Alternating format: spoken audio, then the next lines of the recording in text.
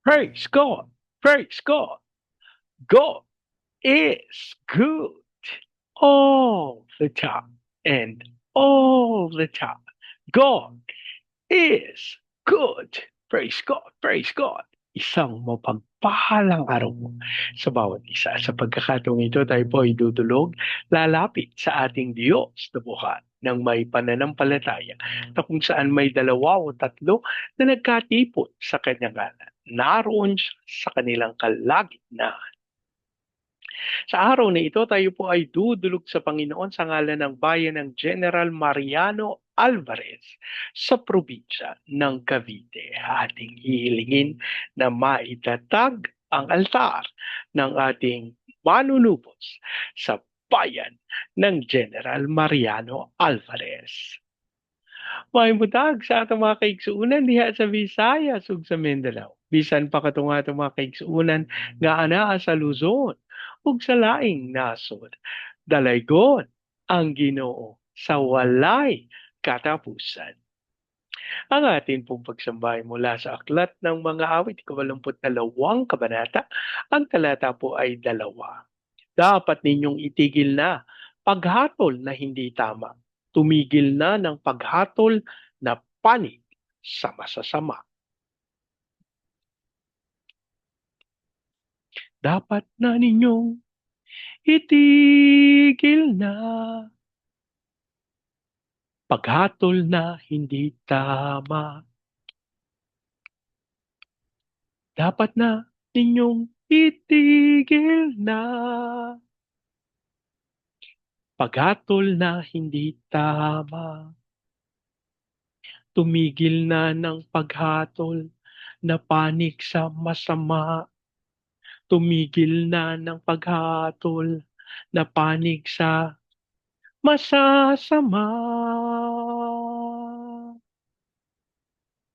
Ama naming Diyos na makapangyarihan sa lahat, kami po'y nagpapasalamat sa pagkakataon na minsan pang makadulog at makalapit sa iyong banal na harapan. Kami po'y nagpapasalamat na sa taong 2026. Ikaw ang patuloy na sumasama, nangunguna at nagkakaloob ng katagumpayan sa iyong mga anak at ang amin pong pananampalataya sa inyong pagsama sa amin ang magaganap ay ang inyong dakilang kalooban. Ama, dulog namin sa iyo ang lahat naming karumihan, ang lahat naming kasalanan. Dasal namin ang paglilinis, ang pagpawi sa lahat naming karumihan at ang aming panalangin, Lord God, linisin kami ng banal na dugo ng aming manlulubos. Habang idinudulog din namin sa iyo ang bayan ng General Mariano Alvarez sa probinsya ng Cavite. Ang aming panalangin, ang lahat ng altar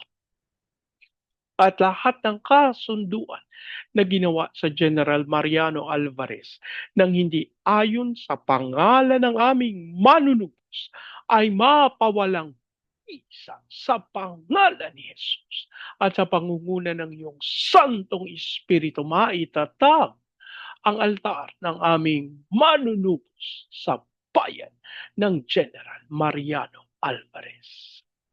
Maraming salamat po. Ang aming pag-asa, ikaw po ang nagkaloob ng katugunan at sa pangunguna ng iyong Santong Espiritu, naganap na ang aming panalangin sa pangalan ng aming Panginoong Hesus.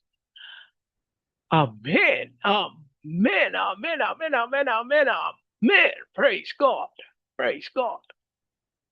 Ang ating pong pagbubulay ay mula sa Aklat ng Genesis, 39 na kabanata. Ang talata po ay 8 hanggang 10. Tumanggi si Jose at ang sabi, panatag po ang kalooban ng aking Panginoon sapagkat ako'y narito. Ginawa niya akong katiwala at ipinamahala niya sa akin ang lahat ng bahay na ito, ang lahat sa bahay na ito, maliban sa inyo na kanyang asawa.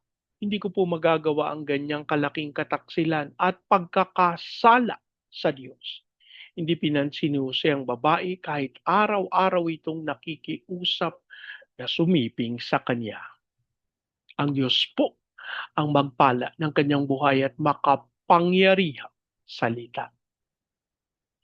Ang bahagi po ito ng banal na kasulatan ay maliwanag na nagkakaloob ng katotohanan patungkol doon sa tinataglay na puso ng ating Jose. Ano po?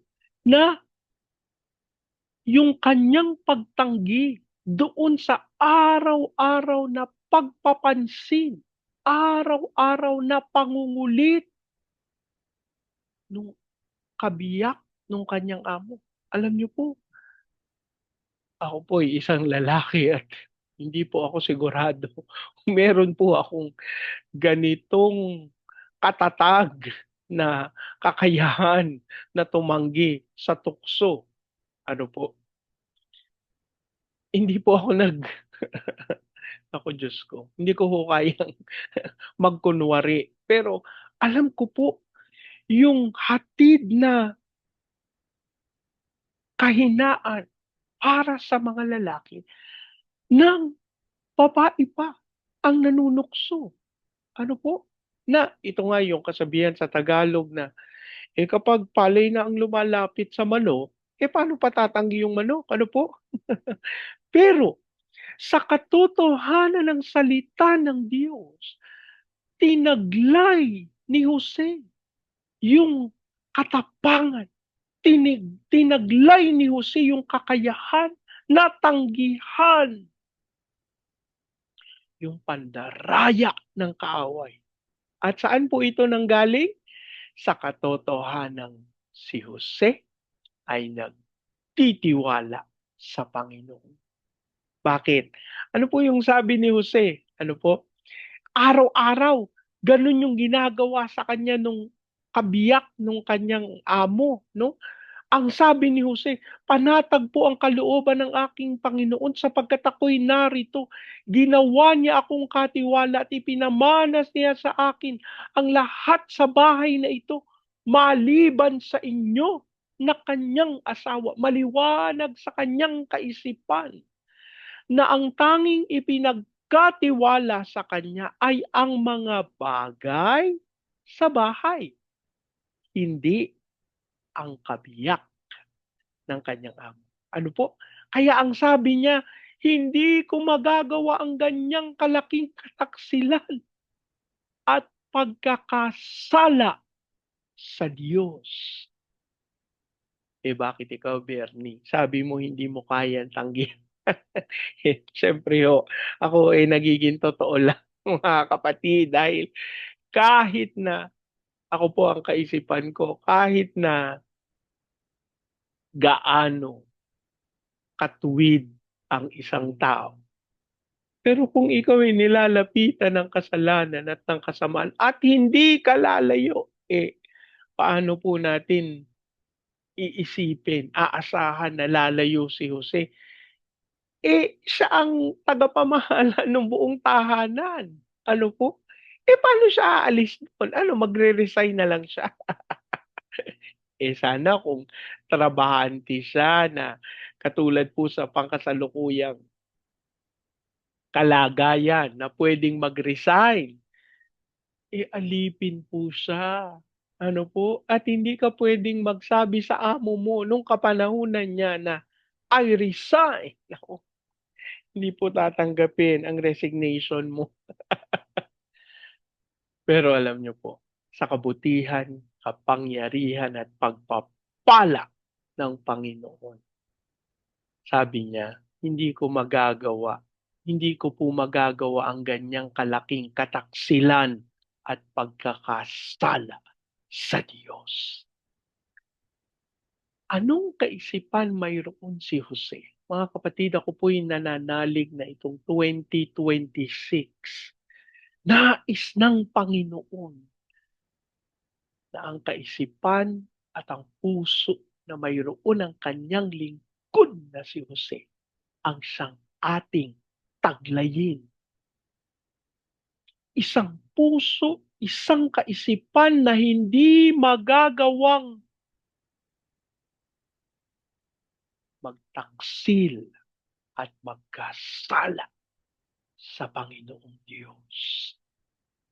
At hindi mo po yan basta-basta magagawa. Alam niyo po, katulad po ng sinasabi ko sa inyo, umamin na nga po ako sa inyo, hindi ba, na ako po hindi sigurado kung ako'y makakahindi. So, ang sinasabi lang nangangailangan yung kakayahan, yung taglay ni Jose na paglilingkod sa Panginoon.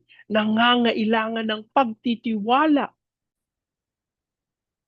So, yun po dapat nating taglayin yung kaisipan na yun, no? Na paano tayo magkakaroon ng ganong klaseng kaisipan na mayroon si Jose? Kailangan natin na taglayin yung pang-araw-araw na pakikipag-ugnayan sa Diyos. Bernie, wala namang sinabi diyan sa binasa mo na araw-araw na nakikipag-ugnayan. Malamang po. Pero sa kaisipan na tinaglay ni Jose, yung kanyang tugon dun sa asawa nung kanyang amo, ano po, sabi niya, hindi ko magagawa yung ganyang kalaking kataksilan at pagkakasala sa Diyos. Isipin niyo po, kung walang tinataglay si Jose na pag-iisip, na pagkalinga, na pagganap ng kalooban ng ating Diyos na buhay para sa ating Panginoon, hindi niya po ito masasabi. Hindi niya po ito magagawa. Pero sa kadahilanan na siya ay mayroong buong puso na pagkilala at pagtitiwala sa Panginoon. Hindi po binaliwala ng Panginoon. Ano po? Sinamahan at tinulungan ng Diyos ang kanyang lingkod. Mga kapatid, ang sabi ng salita ng Diyos, hindi pinapansin ni Jose ang babae kahit araw-araw itong nakikiusap sa kanya. Araw-araw. Ito po, hindi natin alam kung gaano katagal, no? Pero araw-araw ba naman? Ako po iniisip ko, kung ito pong babaeng ito, kabiyak ng isa sa mataas na tungkulin na government official ng Egypto, hindi naman po siguro kukuha yung government official ng pangit na asawa. Most likely, talagang napakaganda. No? Baka masasabi pa nating, di ba po, yung itsura. Pero, alam niyo mga kapatid, makikita natin dito na baliwala ang panlabas na kaanyuan para sa mga taong nagtitiwala sa Panginoon. Hindi madadala ng tukso ang mga taong laging nakikipag-ugnay sa Diyos. Ito po para sa 2026. Ako po'y nananalig, ito yung nais ng Panginoon na ating patuloy na taglayin, na magkaroon tayo ng kakayahan upang tunay na maisakatuparan ng kalooban ng Panginoon. Ano po? Aba, hindi po simple ang gawaing ito. Hindi po basta-basta. Pero, tandaan natin mga kapatid na sa Diyos, walang imposible. May pangangailangan na taglayin ang karakter na ito sa pamamagitan ng araw na araw. Araw-araw na pakikipag-ugnayan sa Diyos. Araw-araw na pagbabalik sa kanyang salita. Araw-araw na pakikinig sa kanyang katotohanan. Hindi po ito madali. Pero alam nyo, ang isang bagay na makakasanayan mo, mahirap nang hindi mo magawa. Kaya ako po ang aking panawagan para sa bawat isa.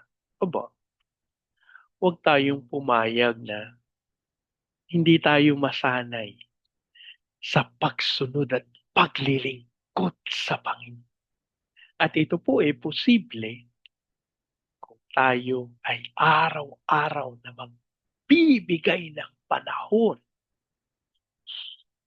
na makaniig ang ating Diyos na buhay. At ito po, alam nyo, habang ako po ay nangungusap sa inyo, ang Panginoon ay nagsasabi sa aking kaisipan na mabubuksan yung ating kaunawaan sa mga bagay na espiritual.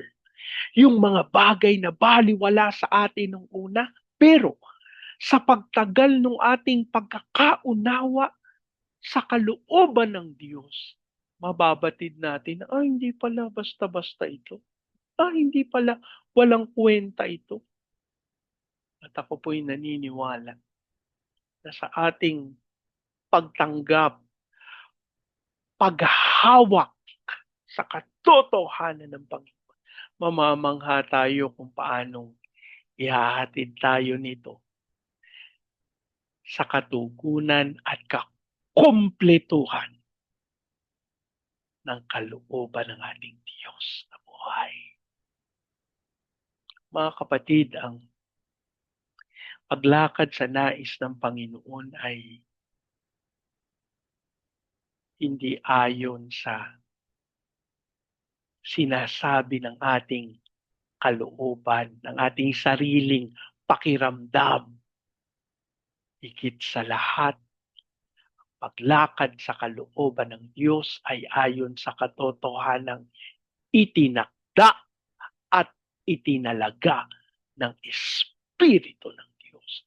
Kaya't may pangangailangan nung kasanayan na lumakad sa Espiritu. At yan po ang gagawin ng Panginoon. Ako po'y naniniwala, sinisimula na yan ng Diyos sa mga nagtitiwala sa Kanya. May mga kaunawaan na ginagawa ang Panginoon, ibinubukas ang Panginoon sa inyong kalooban at tunay, tataglayin nyo na ang paglakad sa Espiritu. Panalangin tayo.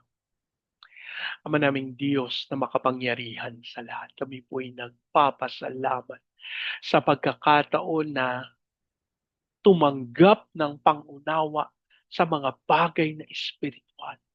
Kami po'y nagpapakumbaba, humingi ng tawad dun sa mga pagkakataon na nabaliwala namin ang iyong mga panawagan sa amin sapagkat iniukol namin yung aming mga sarili sa paglakad sa sarili naming kagustuhan. At sa oras na ito, Ama, hayaan mong itakda, italaga, at tanggapin namin ang kakumpletuhan ng iyong pagkilos sa aming mga buhay.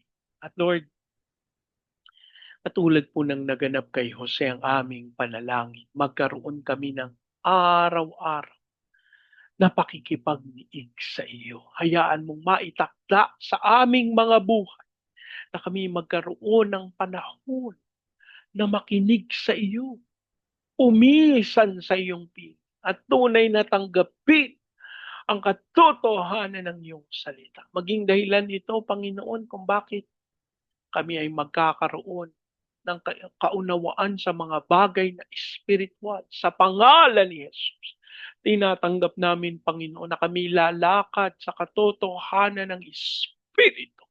Magiging dahilan nito kung bakit magiging batid namin ang iyong kalooban at nais.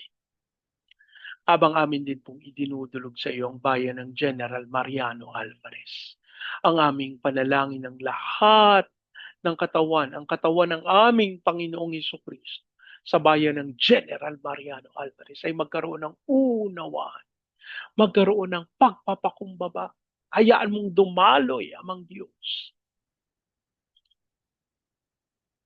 ang pag-ibig at ang pagkakaisa na siyang maging dahilan na makita ng Santong Espiritu ang ugat sa pagtatatag ng altar ng aming manunong sa bayan ng General Mariano Alvarez. Maging dahilan ito upang dumaloy ang Espiritu ng kapangyarihan. We declare the fire of revival to consume the whole city in Jesus. Mangyari po, Panginoon, na dumaloy ang iyong Espiritu at kapangyarihan upang ihatid sa pagkakilala sa iyo ang buong General Mariano Alvarez. And we declare the fire of revival na dumaloy din sa Baguio City, Cagayan de Oro, Legazpi, Lipa, Manila, Pampanga, Pateros.